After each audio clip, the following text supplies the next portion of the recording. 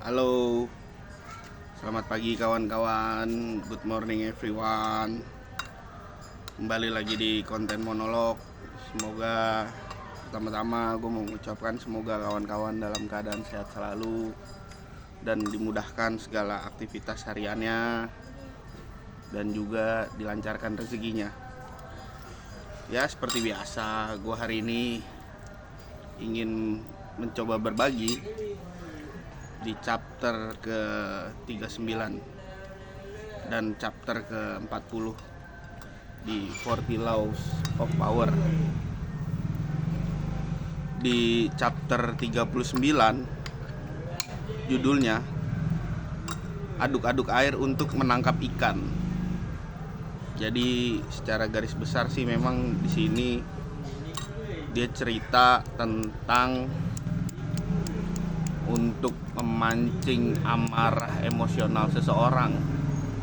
Makanya ketika airnya itu diaduk-aduk, dia cenderung akan marah ikan itu, pusing lah, sehingga mudah ditangkap, kurang lebih begitu. Jadi di prolog awalnya dia menyampaikan amarah dan emosi secara strategis bersifat kontraproduktif. Anda harus tetap tenang dan objektif. Namun, jika Anda membuat musuh Anda marah sambil tetap tenang, Anda akan mendapatkan keuntungan yang sangat besar. Buat musuh Anda kehilangan keseimbangan. Temukan celah dalam kesombongan mereka di mana Anda dapat mengguncang mereka dan memegang kendali. Jadi itu prolog di awalnya. Kemudian orang-orang yang marah biasanya akan terlihat konyol karena tanggapan mereka tampak tidak proporsional dengan penyebabnya. Mereka menganggap sesuatu terlalu serius, membesarkan masalah, dan menimbun rasa sakit atau hinaan yang ditampakkan kepada mereka. Mereka akan sangat sensitif terhadap hal-hal kecil, sungguh lucu, sehingga betapa mereka menanggapinya sebagai sesuatu yang pribadi. Yang lebih menggelikan lagi adalah meyakinkan bahwa ledakan amarah mereka menandakan kekuasaan. Justru sebaliknya, kemarahan itu adalah bentuk yang seharusnya tidak ditampilkan di dalam ruang publik. Jadi ketika kawan-kawan marah atau emosional lah, tidak terkendali dan meledak-meledak, jangan tampilkan itu di hadapan publik, karena ini akan sangat bahaya sebagai citra. Kalau memang kawan-kawan marah, panggil itu orang, bicara ke ruangan di kantor, jangan disampaikannya di hadapan publik. Di tempat umum lah, jangan marahin orang di tempat umum. Jadi itu akan sangat bahaya bagi citra kawan-kawan ketika dilihat di hadapan publik. Ini ada cerita dari Arthur Schopenhauer pada tahun 1788 sampai 1860. Bila memungkinkan, jangan ada rasa permusuhan terhadap siapapun. Berbicara dengan nada tinggi atau marah kepada seseorang itu artinya menunjukkan kebencian melalui perkataan atau sorot mata. Tindakan ini adalah tindakan yang tidak perlu serta berbahaya, bodoh, menggelikan, dan vulgar. Nah, ini kalau dengar kata-kata vulgar, kalau kawan-kawan main konsol Resident Evil PS4 atau PS2, ketika Leon Scott Kennedy berhadapan dengan Ramon Salazar, seorang raja, Leon Scott Kennedy tanpa aba-aba langsung nembak kepalanya Ramon Salazar. Terus dia berevolusi lah. Kemudian dia bilang, inilah penyakit orang-orang miskin, tampak selalu vulgar, meledakkan emosinya di hadapan publik tanpa aba-aba. Jadi poinnya itu. Oke, gue lanjut. Kemarahan atau kebencian tidak boleh ditunjukkan selain melalui tindakan Anda. Dan perasaan Anda akan jauh lebih efektif dalam bentuk tindakan sejauh Anda menghindari memperlihatkan emosional dengan cara lain. Hanya hewan berdarah dingin saja yang gigitannya beracun. Nah, menarik kan? Itu cerita dari Arthur Schopenhauer. Nah, ini ada jawabannya di sini, dibilang. Namun jawabannya bukanlah dengan menekan respon marah atau emosional kita, karena tekanan akan menguras energi dan mendorong kita dalam perilaku yang aneh. Sebagai gantinya, kawan-kawan harus mengubah perspektif. Kita perlu menyadari bahwa tidak ada satupun dalam ranah sosial dan dalam permainan kekuasaan yang bersifat pribadi. Jadi itu. Nah, ini ada cerita menarik juga nih. Esai tentang kemalasan Kenko di Jepang abad ke-14. Kenko, seorang perwira pangkat 2, memiliki saudara laki-laki, pendeta tinggi. Ryogaku, seorang pria yang sangat emosional dan penuh dengan perlakuan marah. Di sebelahnya dia bicara. Tumbuh sebuah pohon jelantang besar yang menjadi rujukan yang diberikan orang kepadanya. Pendeta tinggi namanya adalah pohon jelatang. Nama ini terlihat keterlaluan, kata si pendeta tinggi. Lalu lambat laun pohon ini ditebang. Terus masih ada sedikit sisa lah, kurang lebih begitu. Nah, di sisa batang pohon ini pendeta tinggi Tunggul marah. Kenapa sebelumnya Ryogaku menyuruh pohon itu untuk digali sampai akar, tetapi alih-alih kenapa disisakan?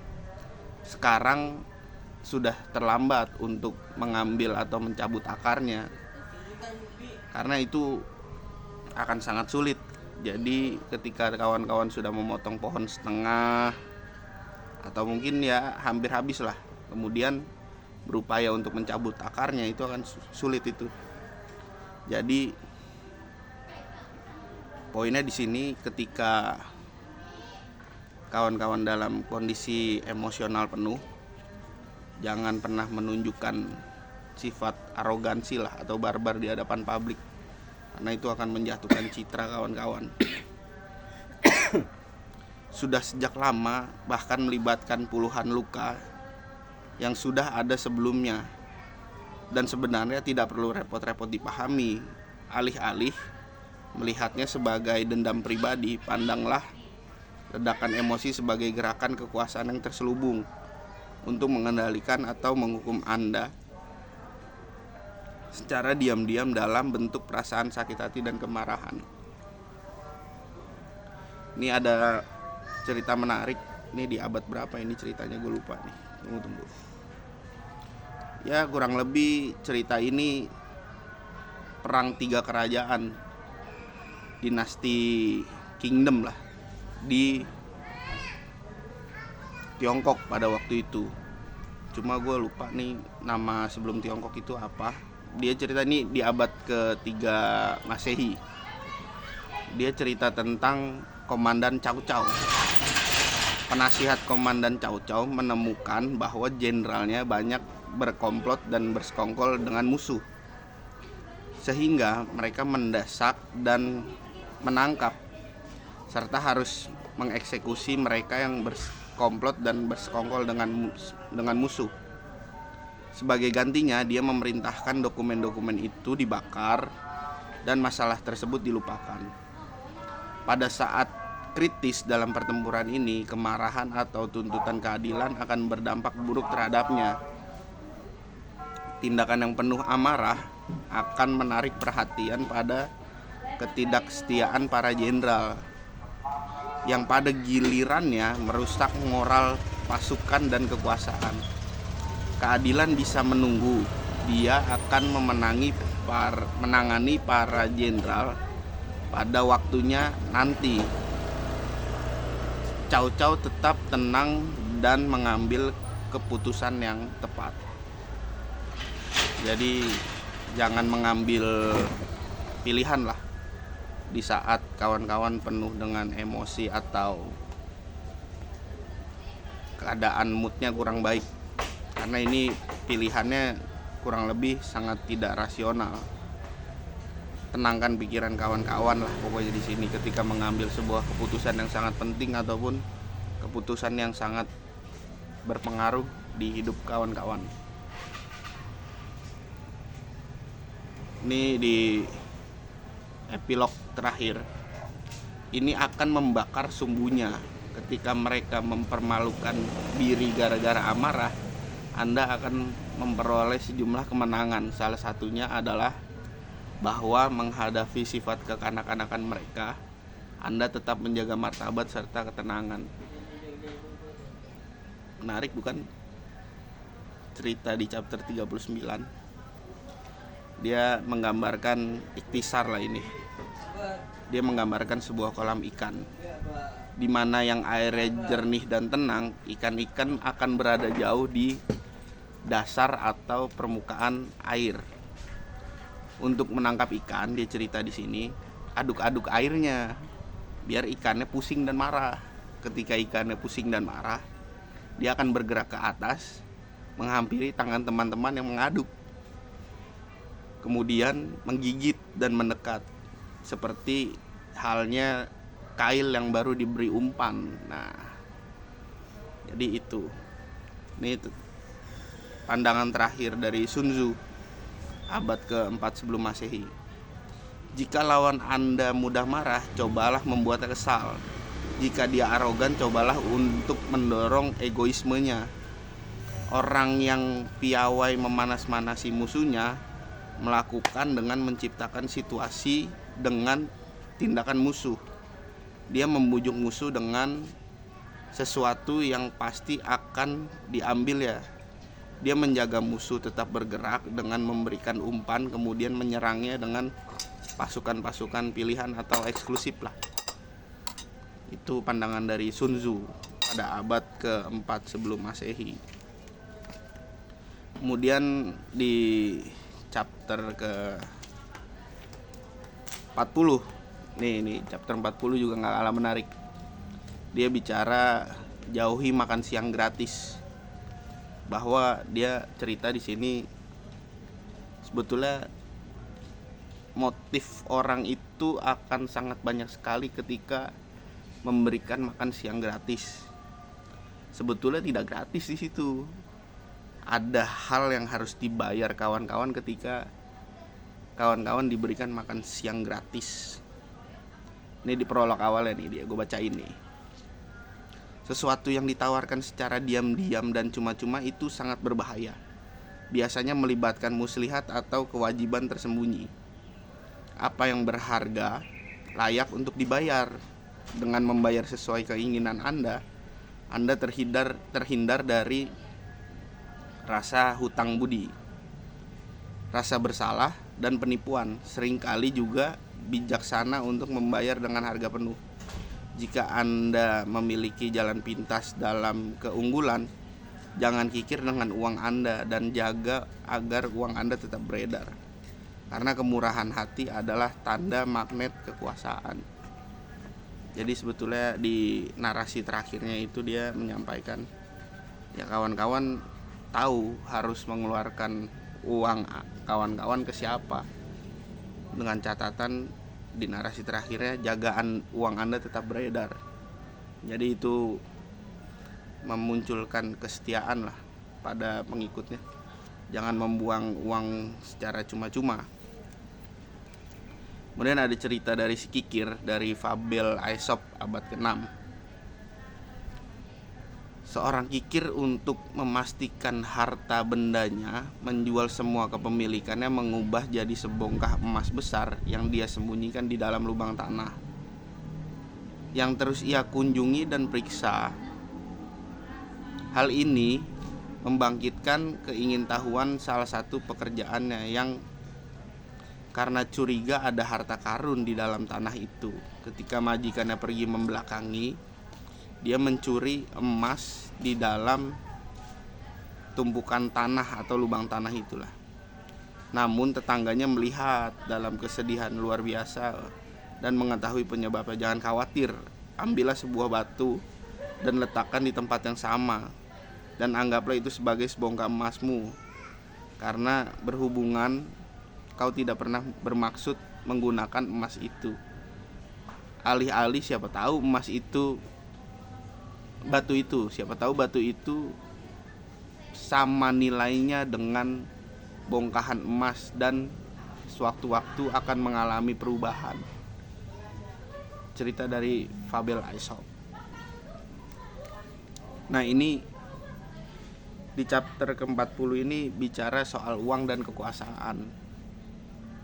Jadi dia cerita ada di sini 1 2 3 4 ciri makan siang gratis lah. 4 ciri makan siang gratis. Jadi dia di awal bercerita bersikap fleksibel dan terbuka terhadap uang, juga mengajarkan nilai kemurahan hati yang strategis. Sebuah variasi dari trik lama memberikan ketika Anda hendak menerima. Dengan memberikan hadiah yang pantas, Anda membuat penerimanya merasa memiliki kewajiban. Dengan mendapatkan reputasi sebagai orang yang dermawan, Anda memenangkan kekaguman orang-orang yang melihat, sekaligus mengalihkan perhatian mereka pada kekuasaan lain. Tipe-tipe seperti ini memiliki kutub yang berlawanan dengan pihak yang berkuasa, dan Anda harus belajar mengenali mereka secara baik untuk menghindari sifat beracun mereka atau mengubah ketidakfleksibelan mereka demi keuntungan Anda. Ini cerita ikan serakah dia. Tidak seorang pun mau bekerja dengan ikan serakah, dan selama bertahun-tahun mereka akhirnya terisolasi dan seringkali menjadi bukti kehancuran mereka. Mereka juga mudah diperdaya. Cukup pancing mereka dengan umpan agar menghasilkan uang cepat. Hindari orang seperti ini sebelum mengeksploitasi Anda terlalu jauh atau memainkan diri Anda terlalu jauh akibat keserakahan mereka demi keuntungan Anda. Ini cerita dari The Unspoken Way, Michihiro Matsumoto. Jadi dia menyampaikan ada pepatah populer di Jepang yang mengatakan Tadayori takai mono wa nai. Artinya tidak ada yang lebih mahal daripada sesuatu yang diberikan secara cuma-cuma. Jadi kita lanjut di poin kedua, setan harga murah. Jadi di setan harga murah ini dia cerita bahwa kawan-kawan seringkali jangan pernah takut lah, dia cerita, untuk mengeluarkan uang kalau memang hasilnya secara real sepadan. Cuma penyakit orang seperti ini yang orang-orang tamak nih, dia cerita. Orang-orang tamak itu memang kadang seringkali bicara ingin harga semurah-murahnya untuk mendapatkan harga sebesar-besarnya. Padahal itu sebetulnya berlawanan dengan hukum alam, bahwa tidak ada harga yang murah yang hasilnya bagus. Pasti ada harga yang dibayar lah. Dari setan harga murah ini, judul kedua. Dan judul ketiga, tipe sadis.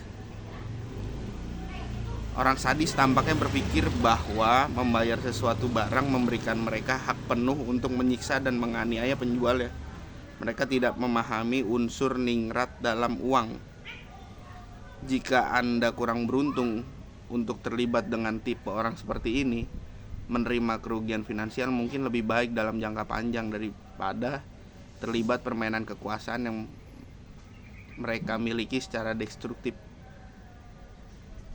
Jadi ketika kawan-kawan sudah terpancing dengan orang-orang tipe sadis ini, sebisa mungkin sudah jauhi, jangan pernah berhutang budi dengan orang-orang seperti ini, karena akan sangat bahaya. Permainannya ke depan akan sangat destruktif bagi pribadi kawan-kawan dan sifatnya merugikan lah. Ketika memang finansial adalah jalan terbaik untuk memutuskan hubungan ini, ya silahkan keluarkan finansial tersebut, jangan ragu poinnya untuk mengeluarkan finansial yang lebih daripada masih terlibat dengan orang seperti ini, cuma menimbulkan destruktif yang bahaya. Ini di poin terakhir, poin keempat, si dermawan yang tidak pandang bulu. Jadi dia cerita di sini kurang lebih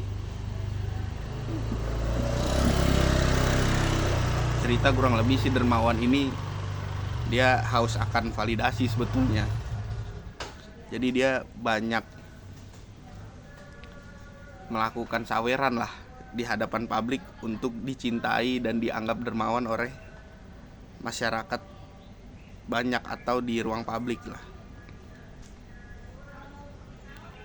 Pemberi yang seperti ini adalah orang yang tidak pandang bulu dan orang yang sangat murah hati, karena mereka ingin dicintai dan dikagumi oleh semua orang, bahwa siasat ini adalah siasat umum. Kemurahan hati mereka tidak bisa membeda-bedakan kebutuhan sehingga mungkin tidak menghasilkan dampak yang diinginkan. Dengan menjadikannya dermawan tanpa pandang bulu sebagai Anda adalah sasarannya, dalam keterlibatan apapun dengan tipe seorang seperti ini, Anda akan sering merasa terbebani oleh kebutuhan emosional yang mereka miliki dan tidak terpuaskan secara naluri. Jadi ya kurang lebih ceritanya itu dia haus akan validasi lah untuk membuktikan ke lawannya bahwa dia ini sebetulnya dermawan, cuma ketika ada momentum yang pas untuk dilihat di publik, dia bermurah hati lah, padahal kalau ada kesempatan untuk menjatuhkan dia tidak pandang bulu. Ini narasi terakhir dari Voltaire pada tahun 1694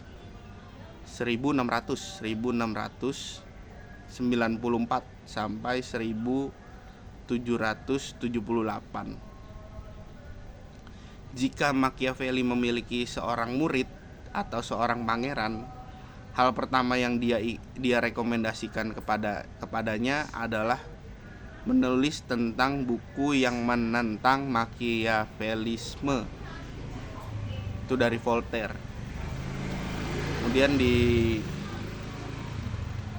epilog terakhir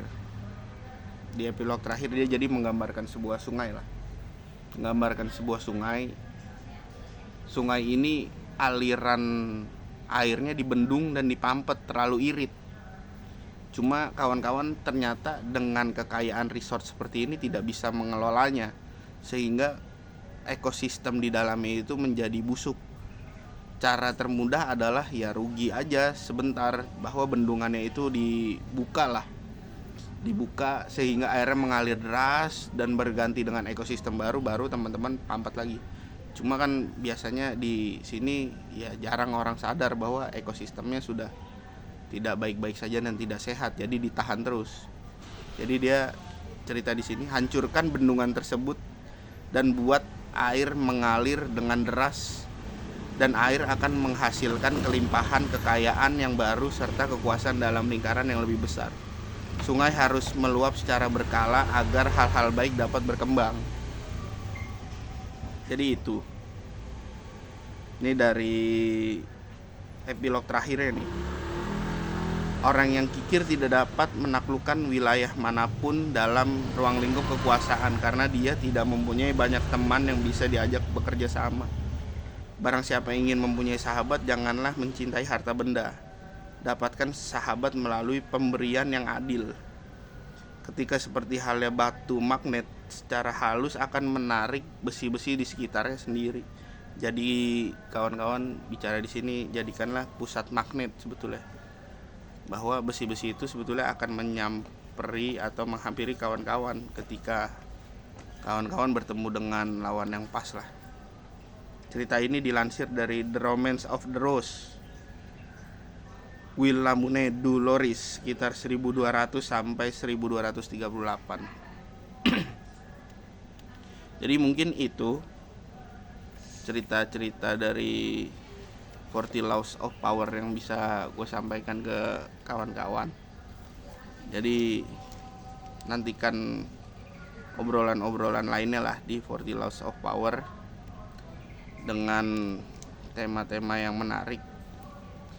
Jadi gue pamit undur diri. Terima kasih semuanya. Semoga kawan-kawan selalu dimudahkan dalam aktivitasnya dan dilancarkan semua rezekinya dan diberikan kemudahan lah dalam menjalani hari-harinya. Mungkin itu yang bisa gue sampaikan. Gue pamit undur diri. Kurang lebihnya mohon maaf. Nun kolami wa mayaskurun billahi fisabilil haq fastabiqul khairat. Assalamualaikum warahmatullahi wabarakatuh.